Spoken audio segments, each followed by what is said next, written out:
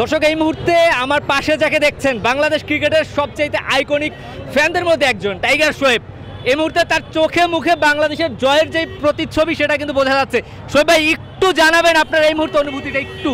ভাই প্লিজ এখন না, পরে পরে খেলা জিতে নেই ভাই। কি মনে হচ্ছে জিতবে?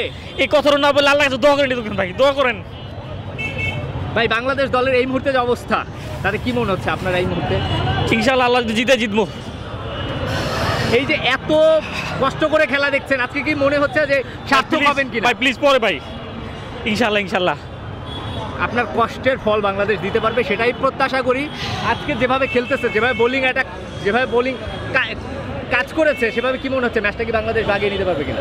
ভাই ইনশাআল্লাহ ভাই দোয়া করেন ভাই। এবার ভাই যাওয়া হয়নি, দেশে বসে দেখছেন, কোনো আক্ষেপ কাজ করতেছে কিনা? এখনো পাসপোর্ট এম্বাসিতে, তা পাসপোর্টের অপেক্ষা আছি, পাসপোর্ট আসলে চলে যাব। দূরে বসে জয় দেখতে তো ভালো লাগছে না নিশ্চয়ই? কল্পনা করতে পারতেছি না।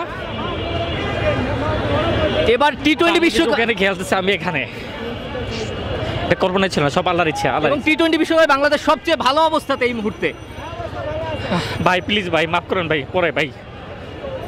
দর্শক, আসলে দেখতেই পাচ্ছেন টাইগার শোয়েবের এই মুহূর্তে যে অবস্থা, দেশের প্রতি যে তার নিবেদন। ক্রিকেটাররা মাঠে খেলছে, টাইগার শোয়েব এখানে বসে তাদের জন্য কিন্তু একেবারে জান প্রাণ উজাড় করে তাদের জন্য কিন্তু দোয়া এবং যেভাবে তার দলকে জেতানো যায় সেই চেষ্টাই কিন্তু করে যাচ্ছে। টাইগার শোয়েবের মতো বাংলাদেশের সমস্ত ক্রিকেট ভক্তের অবস্থায় কিন্তু বর্তমানে এমন অবস্থায় একেবারে টানটান উত্তেজনাপূর্ণ অবস্থায় কিন্তু সবাই কিন্তু এই মুহূর্তে দলের জয়টাই প্রত্যাশা করছে।